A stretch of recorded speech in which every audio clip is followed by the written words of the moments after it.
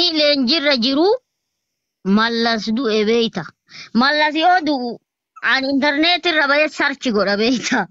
Yoo an sarchi godhe gurbaan tokko Muhammad nuhi siftee naan jedha. Leenjii tollaa deeman tokko. Muhammad nuyi sifta waa'ee du'a namicha kanaa sarchi godhe cal'ii yoo qaallitti illee nu galchan batazawaawarii Addis Ababaa gabtanaal nu mibbaalo zimmi bal jedhaanan yoo nyaannillee nyaatuma Addis Ababaa nuu fidan malee wanni miti. Amma guyyaa kaanii osoma nu jirru ifa taate in du'e beeyta. Amma namichi du'een ifa bay'am yoo ba'u achumatti gadda kana televizyiinii iskiriinii guddaan argisiisaa jedhan amma warri leenjitoota kun hundi bayanii akka boo'icha ibsatan. An amma ogeessotuma na bira jiran irratti maal qabadhe beeyta? Hin boonne. Aballiin hin kafalamu jedhanii yookaan durgoon jechuu. Haga dandeettaniin dirqimaan booyaa jedhee. Yoo isaan siksik jedhan fuulatti ulfadhe kolfa jarri aballii jedhee booya beeyta warra yoo duraa didee garaan goggoge. Aballiin hin kafalamu jedhanii jarana. Booya jettee. Akkasitti namichi yoo san akkasii akirame namana. Akkasii biraa gal. Dhugaa ati dhuguma himi maamme taaziyaa mallasaa deemtee osoo hin sobin. Taaziyaa mallasaa deemtee. Hin deemne wallaahi. Astaghfirullah. Yoo san beeyta jara kana in akkeessani. Sima'atte lomuun abbaan uumiti bito. Sima'atte xuruu gina min arag warna mudhan bishoo.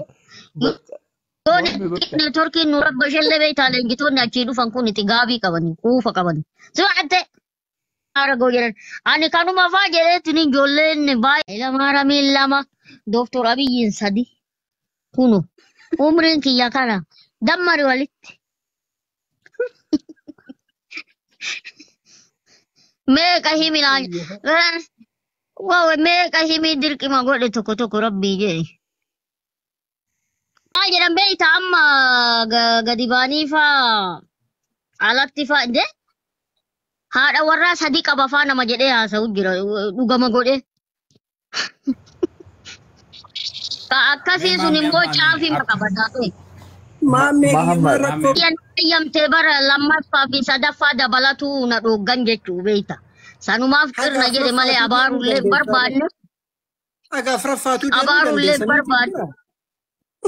Lakke. Afur bira hin tarru dhiise. Shirkii afur bira yoo taran.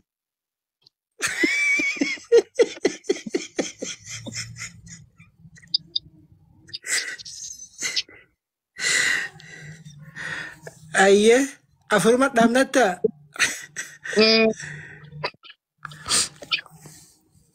Naade yoo jarri wal dandeette waan ta'u. Amma silaa bara kana koo isima wal danda'uu dida. Jarumat jettee kaatimii lafa. Osoo achi hin kenne asuma dhaadannoo eegalti. Asuma dhaaduu eegalti. Egaa kanatti naa jirtaa yoo bocan dige. Amma kun asinatti ka'an.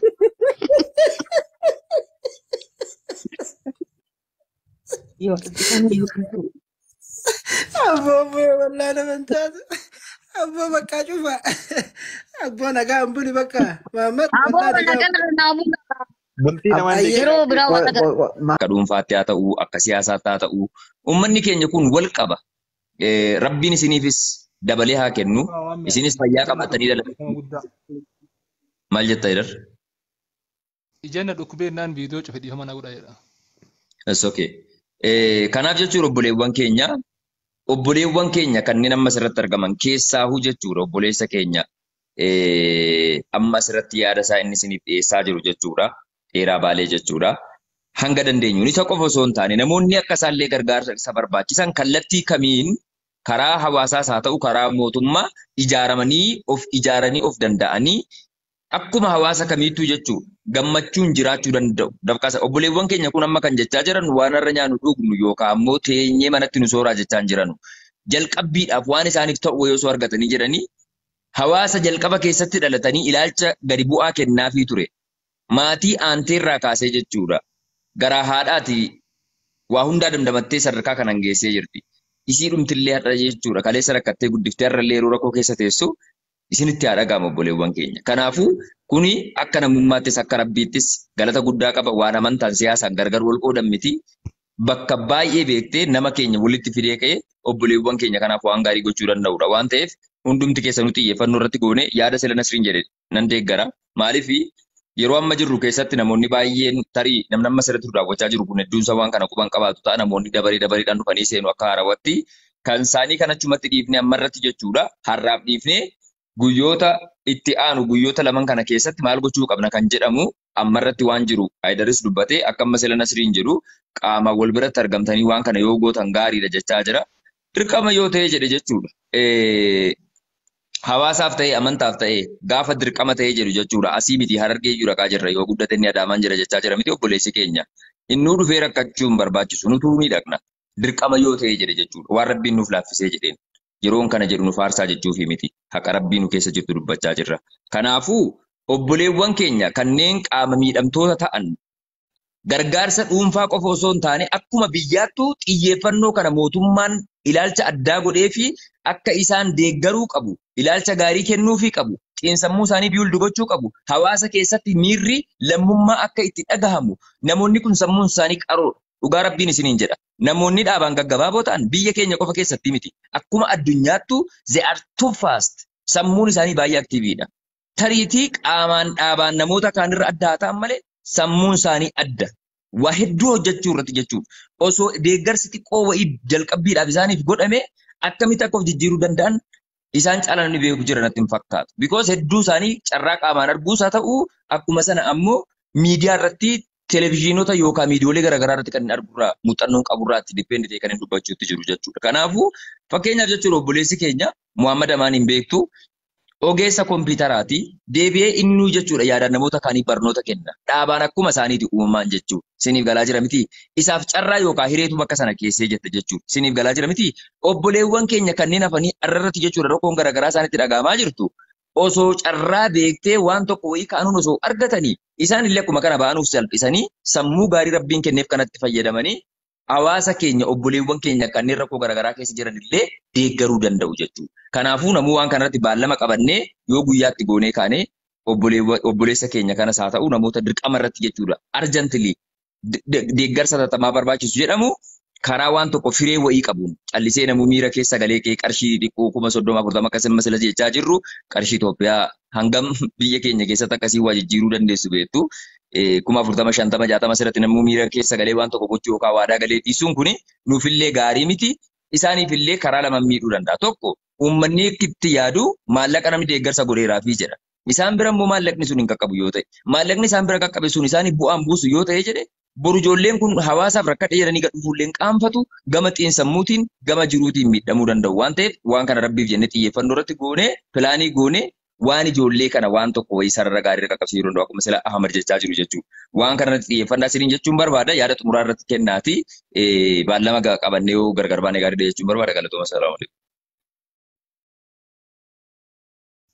Waalaikum salaam warahmatullahi wabarakatuh. Maamme amma waan goonu dhimma kanarratti yaadni keenya hundi akka gama hubadhetti yaadni keenya hundi tokko ani yaadni Nasriin naa ta'e na reef kaase sun sirri naa ta'e ka'atillee isa xaarsuyyuu hin barbaachisu barbaachisaa taanaan qaamaanis bira dhaquunis ni ta'a yaadni jettis kan Nasriitiin tokkuma yaadni keessa lamaan walitti dhufuudha ka ibsu. Yaanni lachuu yaada filatamaadha. Neetwoorkiifis waa hedduufis baasii gara garaatiif illee yoo dhuma inni nutti dhufe wayyaa natti fakkaata. Nuti achi dhaquurraa ooluu buluu jira waan ta'eef yoo inni dhufe inni isa keessummeessu nu laafaadha. Garuu achi deemne immoo haala tokko tokko nu mijaa'uu dhabuun mala waan ta'eef inni as dhufuu san irratti nama biraa osoo hin taane ofuma guyyaa waa hunda sirreessi murteessi. Inni illee mucaan illee as jira kunu yaa miti waa hundaa tartiiba qabsiisii guyyaa laayif illee asumatti murteessii guyyaa san irratti qaama wal agarree waa hundaa inni goona nama biraa yaadan eegin jechuu kee yaadni kennu hunda tokko waan ta'eef hatummaan waan kana dirqamni anaaf sirra kenna waan ta'eef hatummaan murteessee jechuu kiyya guyyaa hundi ni mijaa'aa waan ta'eef. natti fakkaata. Ayidaroo akkuma amma jechaa jirtu jechuudha dhugaadha. Uummata kana rabbii gaditti uummatuma kana qabnaa beektee uummatumtu kun immoo wal caala. Uummatuma kana keessaa immoo Oromoon qabdee miidiyaa irratti kan hin murteessuu danda'u eenyuun durayyuu dhaabbadhee sodaa tokko malee qaamtii tokko malee obboleewwan keenya shamarran keenya biyya Arabaa jirtudha deeggarsa yeroo jedhamu yeroo kamiyyuu aktiivlii waan qabdu duguuggattee amantaaf haa ta'u namoota dhuunfaaf haa ta'u akkuma sana ammoo biyyaaf waa kennitu jechuudha. Diyaaspooraan jettan mana amma nu jirru keessa diyaaspoora waan lakkaa'ama yookaan yoo guddate 10 taa'ee nu caqasuutti jira diyaaspooraan. Dhiifama nu godha namoonni as keessa jirtan kabajaaf jaalala guddaa isiniif qabna. Diyaaspoora Oromoon qabdu keessa kan dhimma ijoollee kana rakkoo ijoollee kanaa taa'ee dhaggeeffachuu jiru nama 10 ta'u osoo haqni wayii wanti beektee namatti agarsiisu osoo jiraate. Diyaaspooraan eessa jira? Bakka geemii taphatan bakka ol gadi jedhanu jechuudha bakka akkasii jira. Diyaaspooraan Oromoo kun erga qabsoon laaffattee jettee jireenya akkamii akka inni jiraataa jiru osoo laaltanii wallaahi summa wallaahi jireenya tiivisaatiin gargar hin ba'u. Bakka amantaatti hin jiru, bakka Oromummaatti hin jiru, bakka namummaatti gargaarsa jedhamutti hin jiru. Obboleewwan keenya shamarratu bakka deeggarsa jedhamu hundatti waan qabdu duguuggatee kenniti. Irra deddeebiin yeroo ammoo deeggarsa jedhama isaanitti gad baba'amu xiqqoo sitti ulfaachuu danda'a sii galee gaaffii goonee baallama goonee akkuma fakkeenyaaf yeroo geemii taphatan jechuudha baallama nu ji'a tokko nu fageessaa kan nu fageessaa jedhanii baallama galanu xiqqoo obboleewwan keenya kun illee hanga damdamatan turtii akkas waan akkasii wanti jedhamu wayii sammuu koo keessa jira baay'isa wayii kun ilaalcha dhuunfaa kootiiti. Obboleewwan keenya diyaaspooraan silaa waan tokko jijjiiruu danda'u dinagdeedhaanis ta'u haala jiruuf jireenya dimookiraasiidhaan kallattii kamiinuu obboleewwan keenya biyyoota Arabaa jiran irra ni caalu. Garuu sochiin isaan hawaasummaa keessatti yeroo ammaa baachuutti jiran keessattuu ganda tiktookii kanatti wallaahi summa wallaahi hin jiru. Leenca darbaa oolanni yuunivarsiitii darbaa oola. Leenci ni darbu tokkichi qarshii tosoo jijjiiranii doolari tosoo jijjiiranii meeqa? Doolari sun namoota akka obboleessa keenya dheeraa baalee kanaaf osoo dhaqee akkaawuntii irra galee jedhe waa meeqa jijjiiruu danda'a? Baalagee ijoollee tiktookii irrattis boru nama arrabsuuf jirtu ganda nama arrabsuuf jirtu nama garagalchuu jirtu isii akkasitti biyyooldu nama dhuunfaa tokko suni. Kuni garuu akka hawaasattuu wantoota seenaa qabu wantoota ammoo namoonni irraa baratanii waa gaggaarii gochuu irratti humna argatan san dhiisanii bakka isaaniif hin fayyadne deemuu jiru isii kanallee xiyyeeffannoo itti nu godha hawaasa keenyatti nuuf hima wantoota akka isaan of yaadatan nu godha jechuun barbaada. Waan amma ijoollee keenyaa kana deengada dhimma madrasaa irra ture hin beektaa ammallee torbee sadiyyuu hin geenye. Ammas kallattii kamiin akka deemuu qabnu waan kana sammuu yaada keessan haa galchaa jechuu barbaadeetii dhiifama tarii yoon dogoggoratti dubbadhee jedhe yaada jirutti kennaatee yoo baallama qabannatee jedhe baallama qabannetti haa deemnu galatooma. Muhammad Amin Dheeraa. Ahmed. Baallama keessumaa naasotanii wanni hin gootanii ree. Aljaziiraa waliin. Lama taati keessaa naasu'aati bakka viidiyoo hojjedhaas baasaa akkasuma yoo ta'e hingaa jedhee yaadan akka gotti. Maami bakka. Yaa Rabbi Nasriinuu fayyis. Nasri bayi Rabbi siyaa fayyisu. Rabbi siyaa fayyisu habibi Rabbi siyaa fayyisu. Rabbi siyaa fayyisu Nasri keessaan si dubbisnaati rakkoon qabu. Rabbi siyaa fayyisu inshaallah rafii firraa rafii. Bilaalillee qaata koomentii laal akka rookeetti warri Filisxeem gara Israa'elitti ergaa jiru fakkaatu qaata asirratti gadhiisamee Bilaal deeqaa tokkoon qabda.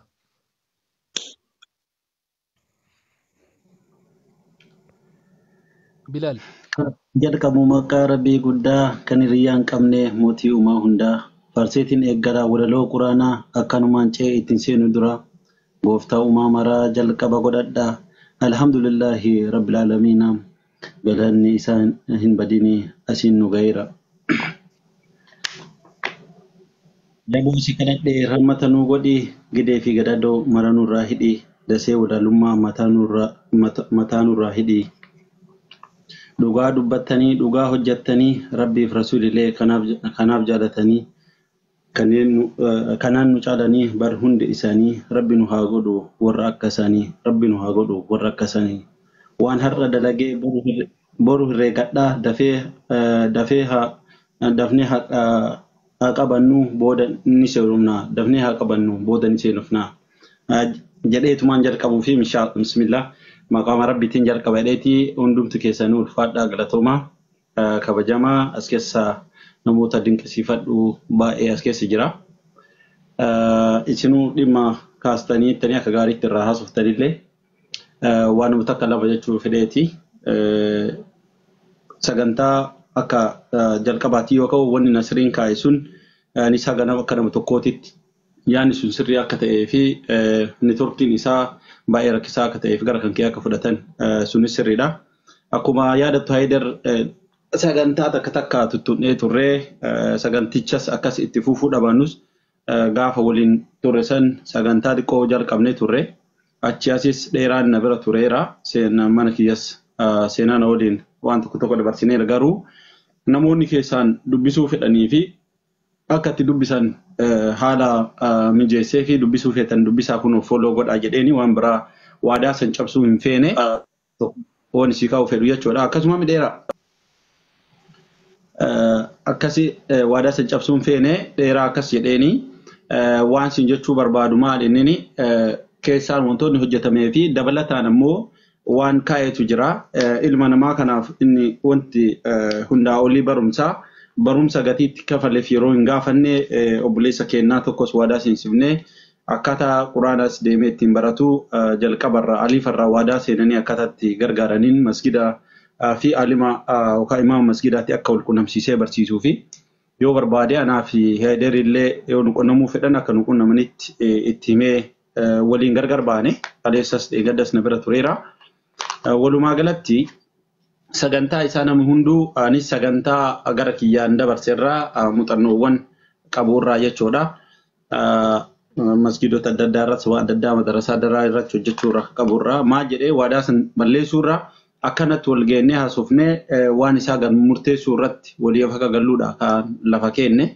Kanaaf ol bahee dhufuun isaa sadarkaa kanaan ga'uun gaafa san yaadatta waan ittiin baratu jennaan waan akkasiitii miti inshallah ummata bal'aa qabnaa waan kana gadi fageessinee jennee waan tokko kaa'ee yeroo sa yoo yaadattu taate yookaan suuqii takka namni bannee fi yookaan ammoo bajaajii takka namni bannee waan ofii wayii waan borus harka namaa jala qabachuurra uummanni badhaa harkaan qabnu waan jedhurraa yaada kaafne yaadni sun alhamdulillah babadhatee sadarkaa kana ga'ee jira. Kun gammachuu guddaadha akka nama tokkooti jechuudha. Kanaaf uummanni Oromoon wajjin jira sagantaa itti nu qaba teennee isin eeguu jirra teennee isin hordofna waan nu barbaachisuun isin wajjin jirra. Namoonni keessan ana biraanis kaanii dheeraa dubbisanis ni jirani ofii kiyyaayyuu irraa fuudhee akkaawuntiitti arges ni jira. Gaafsanii saniifas waan jennee fi akka waa jennees ni qabna waan ta'eef sagantaan kun babadhatee akkasitti ol bahee dhufee si bira taa'ee yookaan Muhammad birallee dhufee nama bira soo dhufee waan akkasiirra hojjechuun barbaachisa jedhee itti amanaa siin jechuu barbaadeeti. Hedduu keessan galatooma Muhammad akkasuma dheeraa galamsoo Muhammad fi Abdii hundi keessanuu namoota as keessa jiran namoota dinqisiifadhu keessaa tokko khayrii hojjechuu ufumaa fi addunyaan lafa kaa'annee biraa deemuu dandeenya fooqa kaa'annee akka Morookoo san ta'uu danda'a akka Ameerikaa keessa uume san ta'uu danda'a akkasumas ammoo akka Suudi Arabiyaa biyya san keessatti waan rabbiin buusanii argitanii Turkii fi Siriyaa keessa waan ta'anii beekna qabeenyi teenna waan xiqqoo sadaqannee waan rabbiin bira kaa'anneetu nu fayyada waan ta'eef keerii tanarraa akka uummanni Oromoo duuba deemne ni beekna sagantaa murtaa'aa fi akka itti deemnuu fi ilaa filaameedhaan nuti nu deemtan waan kanarratti wal gargaaree hojjechuudhaaf qophiidha. Dabalataan ammoo namni mana keessanii hin dhageenye mana kanatti hin dhageenye mana kiyya dhaga'uu danda'a mana abdii dhaga'uu danda'a waan qabatamaa ta'ee fi ammoo sodaan kiyyaa wanni ammallee jedhu dheeraan waa'ee diinii isaa ammas itti fufuu qaba waa'ee barumsa isaa itti fufuu qaba sagantaa isaa eeguun qabu akkuma itti himetti Haayidaris ta'e namoota biraa qaamaan gadi bu'anii dhimma kana faana bu'anii ani isaanuu jedheen akkaawuntii kan kee keessa wanni galu yoo jiraate waan kana hin balleessini akkuma kalee jiraattu jiraadhu hanga hadarfaa yookaan namni si bira dhufnee nama si goonutti waan kana akkana sirreessi kayyeen jira ijoollummaa ta'uu danda'a yaadni addaa jiraachuu danda'a waan kanaaf namoonni itti dhiyeennaan waliin yoo jiraatan irra gaariidha jedha akka isin dheeressee naaf kolchaa.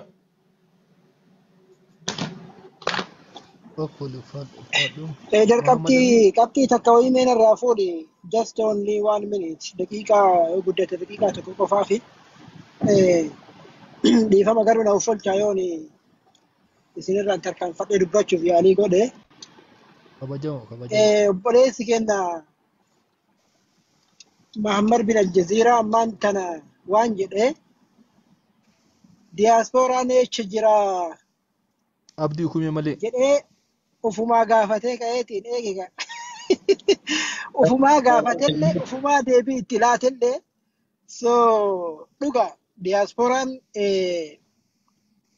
iddoon inni jiru maraa miti gaa jechuun hundaa miti hundi bakka kanan jiru hundi bakka kanan jira jechuullee hin dandeenyu iddoon wanti garaagaraa itti gaggeeffamu keessumaahuu geemiin itti taphatamu dhiifamallee naa godha bakki dabbaan minaamineshiniin kun itti agarsiifamu warra diiyaasporaa kanan sappoorti ta'eeti.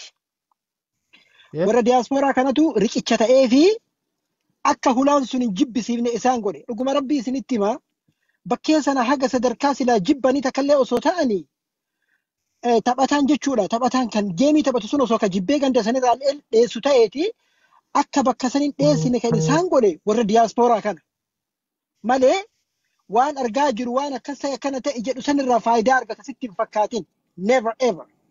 Sanii miti bakki inni barbaadu. Dabbaa mucayyoo hambaa asii achi gara gaggalchu sanii miti. Mallaqa diiyaasporaa irraa elmatu kana kirooshii fayyadessa wallaahi billaahi. Dheechisanii nyaachisanii faagulloo fi maal siin jedha sooqiddaan faayonni jedhaniitiin qaanii galgala elmanii bar. Jookii baaldii lama elmanii sadaffaa taraamii kirooshiin kun. Afrikaa bahaa kana keessatti beektan ispeeshaalii amma nama boochisutu irra salphata amma.